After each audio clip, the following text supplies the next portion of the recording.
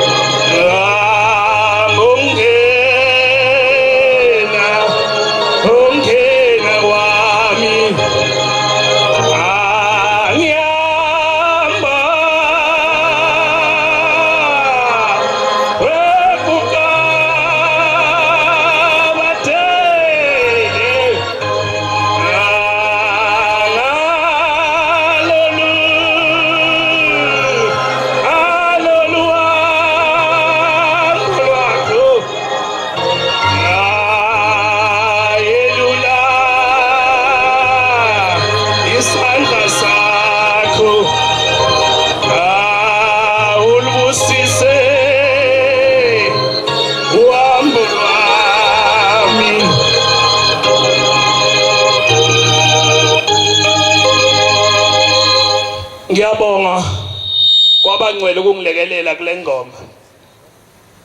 Bantwana benkosi sizohambela olunzima kakhulu. Uhambo ongazi mawuthi uyacabanga noma uthi uhlala phansi ukuthi liyophela kanjani. Kodwa bantwana benkosi sibabaza ubukhulu bonyazi lwezulu ayibonkosi. Ngeke ekhaya ensukwini edlule nje ngahlangana nomunye ubaba akade sabatha khona lapha ekhaya ade ngingasamboni isikhathi eside. Uthi lo baba mangihlangana naye sengizogibela ngithi hawu sawubona baba Majozi Majozi lo baba eXhoshaneni. Uyavuma ngithi baba Majozi kade ngagcina ukubona bengingenawo nama number phone akho ukuthi ngikufonele ukuthi baba kade ngagcina ukubona ngoba maNazaretha makunomuntu esabatha naye noma eshuba nayo insizwa mayengasabonakali abasondelene naye abanama number kuyafanele ukuthi bemfonele bembuze ukuthi uyaphila la ukhona kwenze njani asangakubona ibonkosi. Ubaba uMajozi waswathi hayi ngikhona sengahamba eGoli. Uthi lapha engangisebenza khona uthi bengigada ngihlala eflatini. Uthi ngelinye ilanga sathi sihleli uthi kwasekuqhamuka abantu abahlomile uthi sadutshulwa lapho sadutshulwa uthi enganginabo badlula emhlabeni. Uthi sathi masidutshulwa uthi ngase ngiyakhumbula ukuthi ngilandela uShembe uthi ngalimemeza unyazi lwezulu ngathi Shembe uthi inhlamvu yangena ngapha emumva yaphuma la ngaphansi esibeleni. Uthi mina ngihlalile ICU nginganyakazi ngezilutho. Uthi kodwa ngamemeza indaba enkulu ngangimemeza uShembe uthi ngaphuma ICU uthi ngahlala ngaphandle uthi ngiyaphila ngoba ungibona nje ngiyaphila umusa nothando lonyazi lwezulu. Uthi bahamba emhlabeni enganginabo uthi ukhona umuntu ongadutshula inhlamvu ngapha emumva esiphangeni ngapha emumva izophuma esibeleni lapha ngapha kwasinxele ngaphansi kwesibele ephile emhlabeni. Uthi ngiphile emseni onyazi lwezulu. Ingakho bantwana benkosi silapha sibuthene sizobabaza lo msebenzi sizobabaza uthando lukaNkulunkulu. Ingumkhondo omncinyane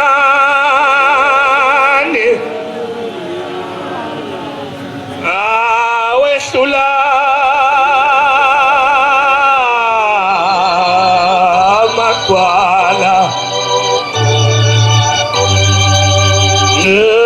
Ingumkhondo omncinyane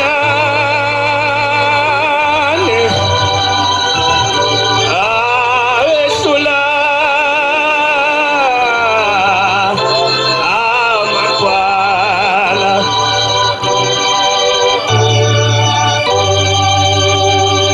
Silapha esimangalisweni uNkulunkulu kwakuyilanga lokuthi evala umhlangano wakhe wasezulwini esimangalisweni.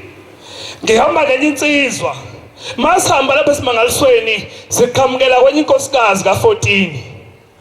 Mangabe sidlula ngibona amehla lenkosikazi ayangibuka kodwa kungibuka kwayo awangibuki ngenzondo angibuka ngesimile. Mangiqhubeka ngihamba ngijike nalensizwa lenkosikazi yangibuka yazi yangicela yathi baba ngicela ukukhuluma ngase ngimana lensizwa.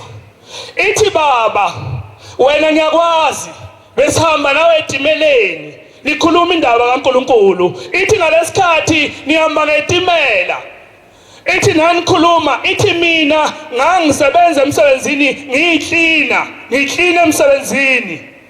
Ithi kodwa ngezwi enani likhuluma likaShembe unyazi lwezulu. Ithi ngathi kuloko kusebenza kwami kokucikiza ithi ngase ngithatha imali ithi ngangilokho ngibeka kancane ithi ngoba ngangikhuthala mangene esitimeleni ngizwa kubatshaza indaba kaNkulunkulu. Uthi namhlanje uthi ngoba ungibona bhuti namhlanje mina nguthisha professional ngiyafundisa. Ithi la akugcinanga lapho ithi ngalesikhathi ngihamba nani nganumuntu ongashadile noma ongaphelele. Ithi namhlanje ngibona ngifaka u14 ithi ngizothi indaba kaShembe ngingayiyeki uShembe uNkulunkulu.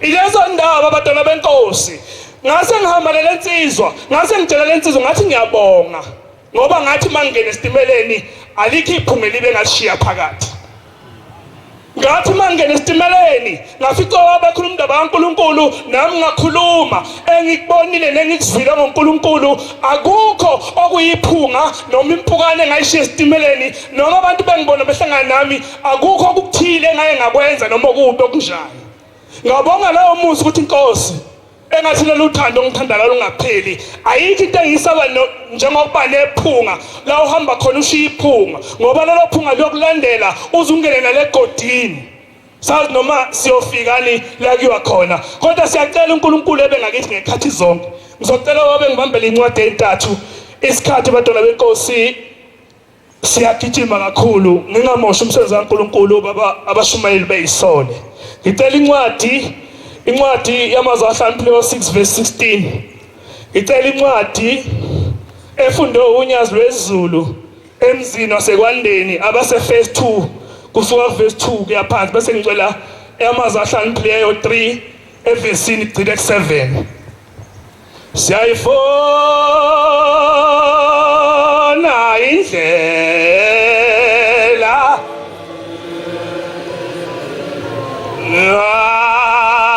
yokuya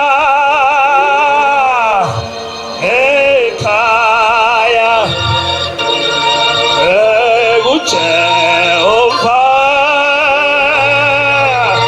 inkosi yethu umdali wezulu indlela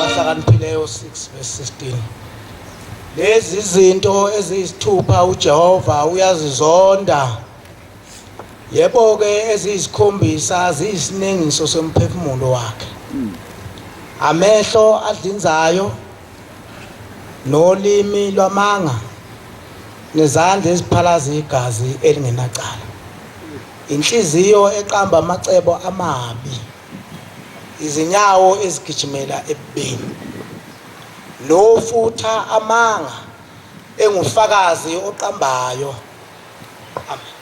ngiyabonga baba kunezinto abantwana benkosi ebhaliwe engathanda uNkulunkulu akathi uyazizonda sefundile umfowethu angizudolika kodwa lezi zinto ade efundwa la uthi uNkulunkulu akayithandi uthi uyazizonda amanga nakho konke sekubaliwe engathi uNkulunkulu engangikhumbula kulezi zinto ezizondwa uNkulunkulu ngikhuluma nami bantwana benkosi anginawo amandla ukukhuluma nabazali bami ngikhuluma nami ukuthi ngathi uNkulunkulu lezi zinto eziyisithupha akakhuluma ngazo akaseyibalile la engathi zingadeda zingasondeli kimi ngoba ngiguqela abantwana benkosi into engizoyifuna noma engizoyicela uNkulunkulu ukuthi ngomhla wokuphela ngikhumbule ezulwini lakhe imali noma ngingenayo noma ngingenalutho noma nginjena kodwa uNkulunkulu into engiyifunayo kuye kakhulu ukuthi angikhumbule ezulwini lakhe ethe sekhumbule mina ekhumbule abazali bami njengoba ngiguqela kunabanikazi balamathambo naleli gazi engiguqe ngalo lapha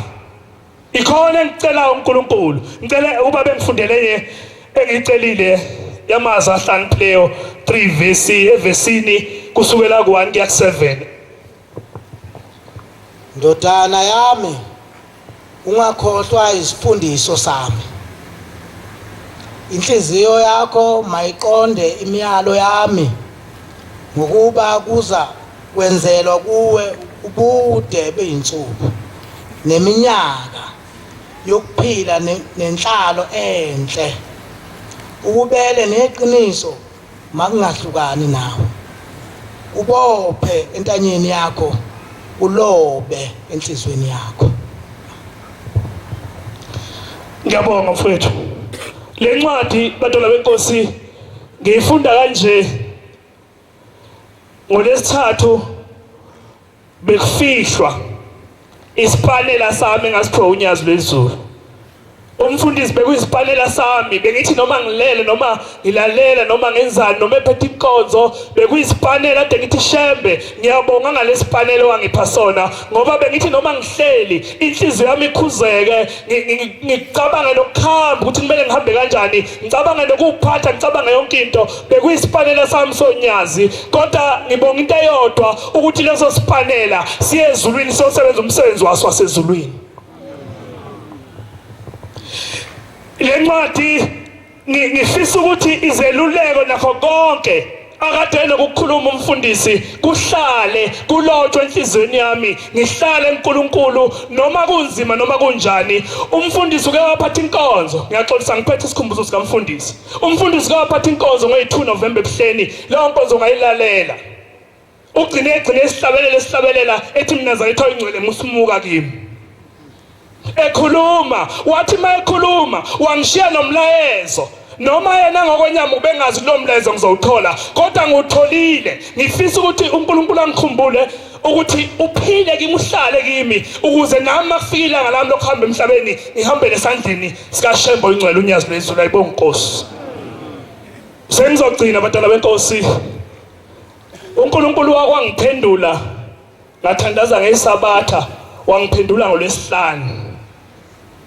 Lapha ngasekhaya emathempelini kuye kwaba nenkinga kwasekuhlukana amathempeli abanye bayale abanye basala.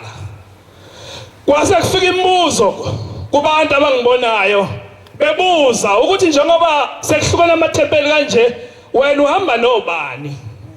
Ngase ngiyaphendula ngathi akekho umuntu engihamba naye mina ngakhunjulwa noma ngakhetha uShembe unyazi lwezulu.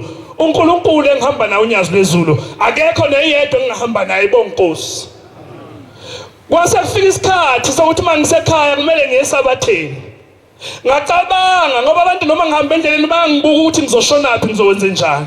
Ngase ngiyacabanga ngathi Nkosi ngicela ungibelethe lolu uhamba lingangami. Labantu abasele abakho laba bahambile abakho. Ngathi Nkosi ngicela ukuthi ngizulazule njengohlanya ngehla ngenyuka kodwa Nkosi kuzofika isikhathi lapho uzongikhumbula khona. Ngase ngehla ngabonakala ngishiswa ilanga ngiphikelele kwelithempeli ngabonakala futhi ngiya kwelithempeli ngehla ngenyuka njengomuntu ongenayo indawo kodwa ngihamba nje ngikhala ngenhliziyo ngithi mina angisuye umuntu wesidididi noma okuhamba ngehla ngenyuka. Kodwa ngelinye ilanga ngathi ngiyafika kwelinye ithempeli lamathempeli ngafika khona abantu abathathu. Lapho ngathi ngabethi ngikhuluma umsebenzi kaShembe ngathi namhlanje angikhulumi ngathi namhlanje ngicela ukuthandaza nithandaza kanye nami ukuthi Shembe labantu abathatha sebeselela nabo lizophela uthando. Makunje ngiyacela Shembe lento uyilungise wena uNkulunkulu angeke uhluleke. Lungisa lento Shembe ngoba abantu bayasikhomba basibiza ngazo zonke izinto. Enye insizwa yaqamba inkomo yayo ngasekhaya yathi inkomo yayo umathempeli abhekene. Ngacela uNkulunkulu ngathi Nkosi lolu usizo ngicela uliqede ngalelo Sabatha. Ngase ngithi amen ngathi hayi inkonzo iphelile lo msebenzi ade ningiyona usuphelile. Ngizocela uNkulunkulu ukuthi nalabo abasele Shembe ngicela Nkosi usikhumbule. Asazi ukuthi amatshe kwelithempeli azosuka kanjani kuzokwenzakala kanjani kodwa wena ngoba wasezulwini. Ngathi mangibuya ngizala ngoLwesihlanu kwangena abafuna ukuthapha ekhaya bethi uShembe uzulu umthandazo wakho sebehlangene obaba bakhuluma ngeSabatha elizayo bazobe behlele ethempelini elilodwa. Amen. Ngathi mina sekulungile okunye nokunye obaba bayokulungisa ngoba badala bayothola nezeluleko ukuthi bakulungisa kanjani kodwa mathina mase sihlangene sizimvu kumele sijabulele ukuthi sihlangene ngoba kade ngizula ngehla ngenyuka ngishiswa ilanga la insizwa lethempelini zangasemsinga kodwa insizwa isukume isho ithempeli layo ngasukuma angangazi ukuthi kumele ngithi liphi ithempeli. kodwa ngoNkulunkulu nomusa nothando ngalibiza unyazi lwedlu lesabela namhlanje simunye sihamba endleleni enye ngomusa nangothando lonyazi lwezulu.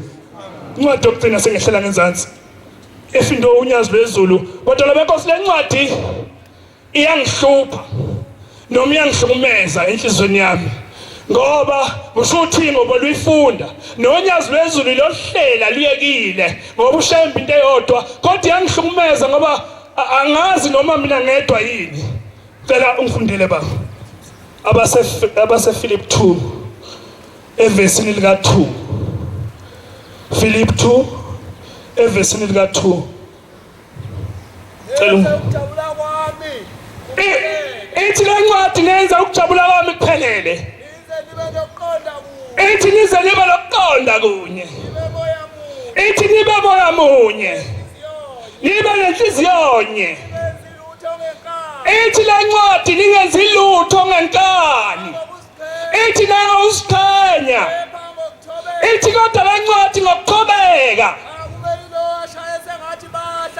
akube yilayo ashaya ngathi abanye bahle kunaye. Ngiyabonga baba inkosi kubusise. Iyangihlupha bangcwele ngoba akekho umuntu ofuna ukuzenza ngathi abanye bangcono kunaye. Sonke sifuna ukuphuma phambili, sonke sifuna ukubonakala. Akekho noyedwa ofisa ukuthi naye engathi abanye bangcono kunaye. Manginotho kumele ngivele phambili kuma social network. Akekho umuntu ozithobayo. Luthunyaze kwandeni mangabe nina ningafuna ukuzehlisa labantu abangenayo nizobafundisana. Angazi yangihlupha lento ukuthi kungani mina ngingakwazi ukusehlisa kwabanye abantu ngoba uNkulunkulu uhlala esho njalo ethi omunye akashaya ngathi bahla abanye kunayo. Kodwa akuvumi uyala. Uyathanda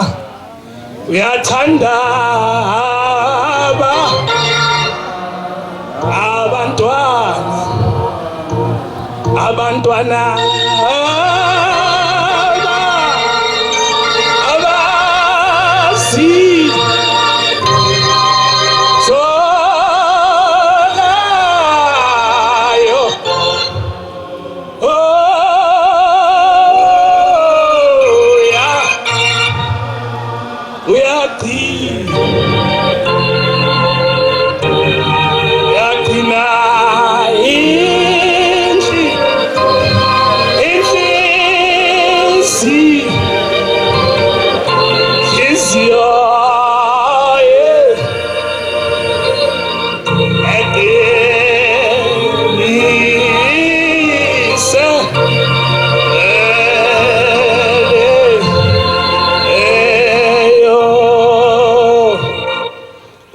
ubaba omdala ke ngelinye ilanga lapha kunenkokhelo khona kuleli bandla ukuthi mangabe usuthatha umNazaretha noma usukhetha inkosi uyahamba uyebazalini bakho uyozibika ukuthi usugqokele ingubo emhlophe. Ubaba omdala ke useyangibika ngale ngubo engiyifakile kodwa wakhuluma emsamo wathi makhwanazi wathi namhlanje sithola udondolo lokudondozela singene ezulwini. Into engiphathe kabi ngeke ngithi mangibheka noma ngiyibuka sengimaningi sengiyo yonke into ekhona emhlabeni ngithi kazi lolu dondolo baba omdala akhuluma ngale msamo ngiseyilo yini. Ngiyacela bangcwele ukungachithi isikhathi noma ungimoshe isikhathi sikaNkulunkulu sabashumayeli nami ngalowo mazi bengizicelela ukuthi ushembe angikhumbule ngibe imvi yakhe ezothi mayeluswa noma iqoqwa ibekwa nezinye izimvu ihlale nazo nami kuze kufike ilanga lami eliyofikela zoNkulunkulu. Ngalowo mazwi lapho singakhulumanga khona kahle noma nami ngingakhulumanga khona kahle ningithethelele bangcwele sabantwana le ndaba iyasinda kakhulu akusiyona ezingane kodwa yabantu abadala. Ngicela uNkulunkulu ekhumbule abazali bami la bekhona. Ngalowo mazwi inkosi kusesenikuzwile. Amen. Amen.